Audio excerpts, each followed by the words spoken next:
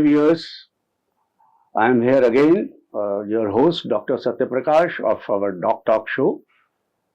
It is a weekly show, and we will be bringing up every week some celebrity doctor who have, as I told you already, that we are looking for professionals, doctors who have made a lot of difference to the society from other than their own medicine, shifting to many other shades of the medicine. Now today we have such eminent doctor with us with a very pleasing personality, none other than Dr. Kusum Chand, who is a graduate, postgraduate in medicine from Maulana Azad Medical College. Welcome, Dr. Kusum, to our show. And आपको पता ही है हमने आपको क्यों दावत दी है और आपने जहमत उठाई कि आप यहाँ आई, इतनी दूर से आए. Thank you for inviting me, and it is very nice of you to have called me over and meeting you after a long time.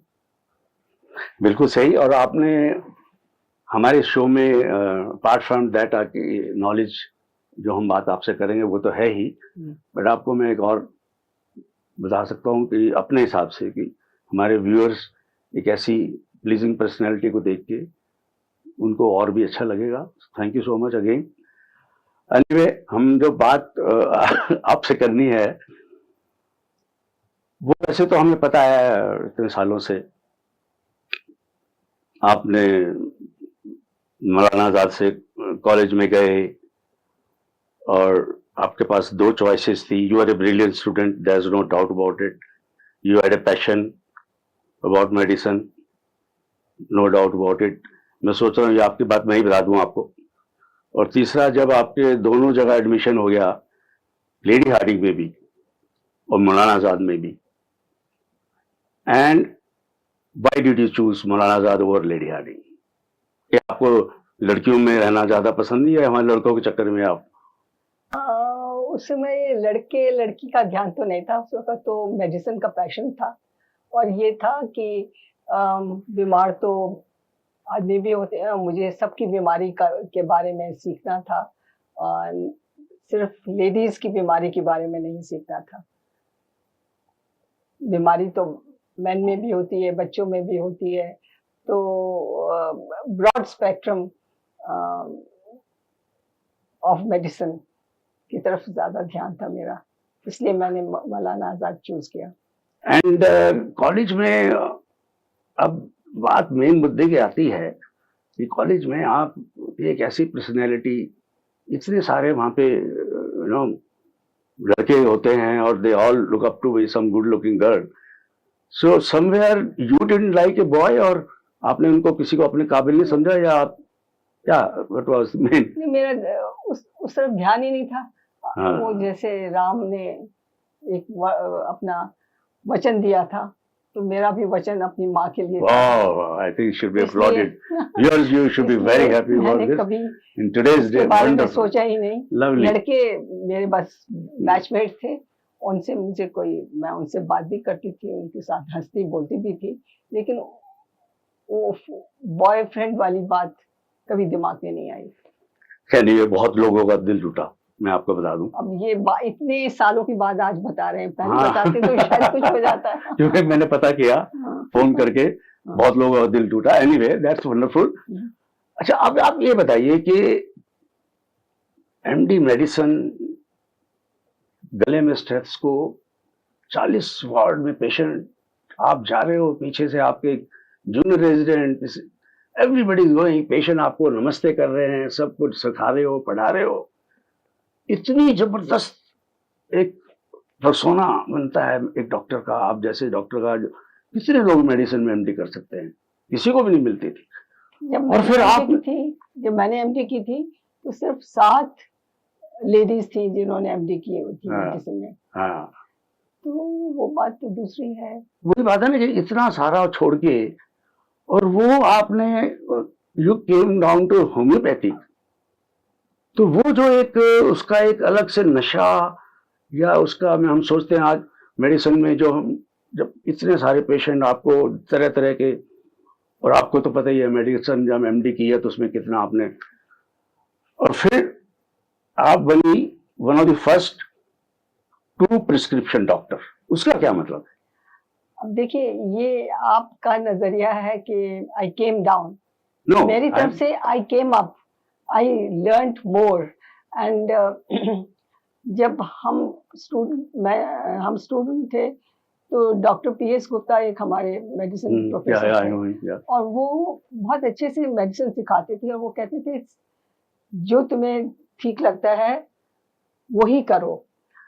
तो इस मामले में जब एमडी करने के बाद या उसी दौरान में, अब मुझे ठीक से याद नहीं है, मुझे यूरिनरी ट्रैक्ट इन्फेक्शन हो गया था, और अच्छा, यूरिन इन्फेक्शन हो गया। हाँ, ओके ओके। तो उसमें दवा खाई, ठीक हो गया, एंटीबायोटिक खाई, तो धीरे धीरे वो बहुत जल्दी होने लगा।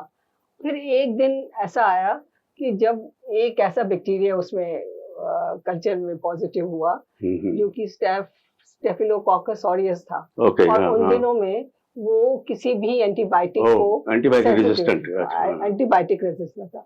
उससे बहुत मैं परेशान हो गई, और फिर भी क्योंकि मैं इतनी स्टॉन्च एलोपैथ थी, मैंने कहा कि नहीं, अभी जल्दी से कोई नई एंटीबायोटिक आ जाएगी और सब ठीक हो जाएगा। लेकिन उतनी देर में मैं बहुत नर्वसनेस होने लगी, बार बार थोड़ा सा सिम्टम होते थे कि इन्वेस्टिगेशंस करो, क्यों हो रहा है, और दिमाग में एक तस्वीर घूम जाती थी, रीनल फेलियर की, रीनल ट्रांसप्लांट की, उस तरह की चीजें घूमने लगती थी। तो मेरे हस्बैंड के ऑफिस में एक शख्स थे जो कि होम्योपैथी प्रैक्टिस करते थे। मेरे हस्बैंड ने उनसे पूछा कि भाई तुम्हारे यहाँ है? उन्होंने बड़े इत्तेफाक से कहा कि हाँ, हमारे यहाँ तो दवा है। तो मेरे हस्बैंड ने कहा, बाय एंड लार्ज होम्योपैथिक में दे ऑलवेज से कि दवा हर चीज की है। हाँ, वो कहते तो यही है। right. और एक हद तक होती भी है। जो चीज मेडिसिन से ठीक हो सकती है, मेडिकल ट्रीटमेंट से ठीक हो सकती है, वो होम्योपैथी से भी हो सकती है, अगर वो लास्ट स्टेज में ना हो तो। Right, okay, that's what you want to say. तो अब मेरे हस्बैंड ने कहा कि कोई हर्ज नहीं है उसको करने में। मुझे बहुत परेशानी थी कि एक एमडी डॉक्टर, एक साइंटिस्ट जो है, होम्योपैथी को कैसे ऑब्वियसली एक्सेप्ट कर लेगा, एक्सेप्ट कर सकता है। बिकॉज़ हमारा जो एलोपैथी है वो एविडेंस बेस्ड है। हाँ, होम्योपैथी का they don't have any evidence. तो मैंने उनसे बहुत डिस्कशन किया, और उनसे उनकी बहुत इंटरव्यू लिया कि क्या चीज है होम्योपैथी, और मैं क्यों। पर उन्होंने बड़े पेशेंस के साथ मुझे बताया क्या है होम्योपैथी, और मैंने सोचा चलो कोई बात नहीं है। उन्होंने कहा कि ये एक सिमिलर मेडिसिन के ऊपर बेस्ड है, और नो सिम्टम्स नो डिजीज का उन्होंने कहा कि जब अगर कोई सिम्टम्स नहीं है तो कोई डिजीज भी नहीं। जैसे 200 साल पहले ये होम्योपैथिक का, I believe if I am correct, 200 साल पहले इसका जर्मन से या कहाँ से स्टार्ट हुआ था। तो आपको क्या लगता है अभी हमारे होम्योपैथिक का, नाउ वी नो कि what is exactly how it works and everything. See the medicine is so diluted, right. and why it works, that's still an enigma. और वो मेरे ख्याल से अभी बहुत एडवांस्ड फिजिक्स चाहिए उसके लिए, समझने के लिए, इसीलिए लोग उसको एक्सेप्ट करना नहीं चाहते हैं। अच्छा, एक किताब आपने जो लिखी बड़ी अच्छी, लास्ट ईयर हमने भी अटेंड किया था, डेयर टू डिफर जी। तो ये डेयर वर्ड जो है, आप गुस्से में हो क्या? किसी से नाराजगी है? Yeah, because you look more of daring than asking for daring. देखिए, एलोपैथ हो, जो एलोपैथ्स हैं वो इसको बिल्कुल नहीं मानते हैं, और ऐसी होम्योपैथ्स भी कहते हैं कि वो एलोपैथी कुछ नहीं है। क्योंकि मुझे ये डेयर जो है ना, जब मेरे पास आई तो मुझे लगा मुझे कह रहे हो, इससे वेरी डेयर का मतलब मैंने हिम्मत की, मैं हिम्मत कर रही हूँ। अच्छा, एक कुछ चीजें मैं आपसे, बुरा ना मानिएगा, एक कुछ चीजें हैं, आप देखना इनको, how do you react to them. एक पिक्चर आई थी आनंद, राजेश खन्ना, और उसमें वो था, कैंसर था उसको, और जब वो कुछ नहीं इलाज हो तो आखिर में अमिताभ बच्चन जी एंटर करते हैं, बिल्कुल होम्योपैथिक दवाई लेके आए हूं, आप ये भी ट्राई करते हैं। तो ये भी ट्राई करते हैं या करके देख लेते हैं, या क्या हर्ज है, नुकसान तो नहीं होता, या मीठी दवाई है। इन चीजों को आप कैसे रिएक्ट करते हो? ये हाँ, एक ये पब्लिक में एक ये परसेप्शन है कि होम्योपैथी से कुछ नहीं होता, तो करके देख लेते हैं। और बुक्स में लिखा भी है कि अ, बहुत तरह तरह की स्टोरीज हैं, केसेस लिखे हुए हैं कि जहाँ कुछ भी काम नहीं करता वहाँ होम्योपैथी कर जाती है, अगर करे तो। तो सब लोग यही सोचते हैं, हालांकि ये चीज ठीक नहीं है। आखिरी स्टेज पे होम्योपैथी इतना काम नहीं करती, लेकिन यह है कि अगर डायग्नोसिस ही गलत है और आपने सही, हाँ, लेटेस्ट हमने पता नहीं कोई ह्यूमर था, मेडिकल ह्यूमर होगा कि किसी लड़के को किसी लड़की से प्यार था, तो उसने उसको कहा ये होम्योपैथिक दवाई दिलाओ उसको, ये भी करने लगेगी प्यार मुझे। इस तरह की बहुत सारी कहानियां हैं। मतलब जोकिंग इस तरह का भी सोच है। हाँ। बट आपका हमने देखा है, एक जैसे कोई भी प्रोफेशनल है, touchwood your financial background is perfectly all healthy, but at the same time जैसे हमारा होम्योपैथिक में 80% पेशेंट आप फ्री देखते हो, हमें पता है। और उसके अलावा भी तो अगर आप एलोपैथिक में होते तो एक डेफिनेटली फाइनेंशियल एस्पेक्ट भी होता, तो उसकी तरफ आपकी तवज्जो कभी नहीं गई? नहीं, वो शायद नहीं होता, क्योंकि जब मैंने एलोपैथिक प्रैक्टिस शुरू की थी तो चैरिटेबल क्लिनिक से शुरू की थी। और मेरे हस्बैंड जो है, पहले तो वो रेलवे ऑफिसर, मैंने एक रेलवे ऑफिसर से शादी की थी, लेकिन फिर वो बिजनेस में चले गए थे। और वो क्योंकि वो अकेले थे, तो अब एक हिंदू नारी का फर्ज होता है कि वो हस्बैंड के साथ, That's true. बेचारी नहीं, बेचारी तो नहीं, लेकिन अपने पहले पति के साथ उनका कंधे से कंधे मिला के चले। Perfect perfect. तो इसलिए मैं उनके साथ जुड़ गई थी, और उसमें फिर फुल टाइम मेडिसिन प्रैक्टिस करना पॉसिबल नहीं था। तो इसलिए मैं बस जुड़ी हुई थी मेडिसिन से, क्योंकि मुझे मेडिसिन का शौक था। तो एक चैरिटेबल क्लिनिक में मैं काम करती थी। एक वैसे दिमाग में मेरे एक ख्याल आ रहा था कि डबल प्रिस्क्रिप्शन डॉक्टर जैसे आप हैं, एक तरफ एलोपैथिक लिखा, साथ में होम्योपैथिक, भाई ये दवाई लेना प्लस, तो वो डबल चार्जेस ले सकते थे उसके। जो मैं करी काम रही थी चैरिटेबल क्लिनिक में। तो फिर वही असली तो वो चीज है ना मैडम, आपका जो मेन वो है पैशन वाज सर्विंग पेशेंट ठीक हो जाए, मरीज एक बीमारी का इलाज मिल जाए। तो मैं टू प्रिस्क्रिप्शन डॉक्टर ऐसे बनी कि एलोपैथी तो जितनी मुझे आती थी, मुझे भी उतनी आती थी जितनी औरों को आती थी। और उसमें बहुत सारी चीजें ऐसी होती थी बीमारी की, उसमें कोई अच्छा इलाज भी होते थे या बहुत सारी दवा देनी पड़ती थी। तो अब जब मैंने पढ़ना शुरू किया होम्योपैथी, तो उसमें मुझे लगता था कि एक दवा देने से 4 एलोपैथिक मेडिसिन हम घटा सकते हैं। और तो वो वो मैंने उसे जो शुरू किया तो रिजल्ट बहुत अच्छे आने लगे, क्योंकि मैंने एलोपैथी जो कोई प्रिस्क्राइब कर रहा है उसके साथ में कुछ और भी ऐड कर रही हूँ, जो कि वो लोग ऐड नहीं कर रहे हैं। ऐसे एक बात और ध्यान आई कि स्टेरॉइड्स, जैसे हम सब डरते हैं, सभी को पता है कि it's very in A way harmful medicine, आदत पड़ जाती है, एडिक्शन सी हो जाती है और फिर पेशेंट को खाना ही पड़ती है। तो कुछ लोग जब स्टेरॉइड प्रिस्क्राइब करते हैं तो सडनली होम्योपैथी की तरफ भागते हैं कि अरे स्टेरॉइड मत लो, आप इससे बेटर है होम्योपैथी ले लो। हाउ डू यू इम्यूनो, क्योंकि होम्योपैथी जो है वो इम्यूनिटी के पेशेंट की और इंसान की इम्यूनिटी पे काम करती है। तो और एक सेंस ऑफ अगर आपकी दवा सही है तो एक सेंस ऑफ वेलनेस आ जाती है, जो कि स्टेरॉइड से भी आती है।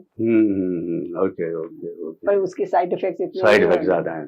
अच्छा, that's right, because lot of people have talked about कि हमारे पास भी जैसे हम बच्चे देखते थे, तो एक तो क्रॉनिक जुकाम में लाइक यू आर राइट कि भाई हम हर बार एंटीबायोटिक भी नहीं दे सकते, और एंटी डिकंजेस्टेंट्स एंड एवरीथिंग एल्स.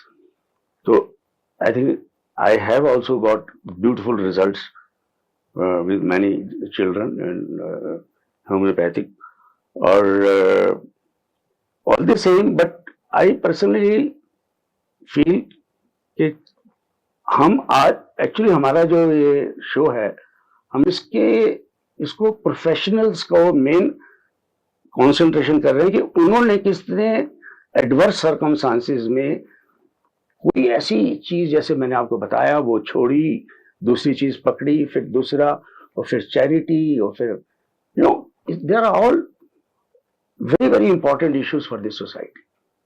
और जब हम इस तरह का कोई शख्सियत हमारे सामने हमें दिखती है, तो हम उन्हीं लोगों को आजकल सोच रहे हैं, उन लोगों का लोग अपने व्यूअर्स को मिलवाया जाए.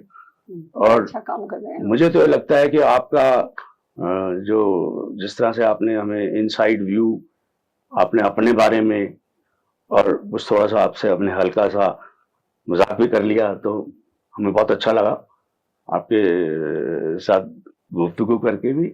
और आई एम वेरी श्योर हमारे व्यूअर्स को भी बहुत अच्छा लगा होगा. आज ये एक बड़ी खूबसूरत सी लेडी, जो एक्ट्रेस भी बन सकती थी कभी शायद, लेकिन घर का हिसाब से उन्होंने अपने हिसाब से पूरी मर्यादा से पूरा प्रोफेशन को निभाया, और अब आगे सारी फैमिली को निभा रहे हैं और चैरिटी करे जा रहे हैं. Thank you.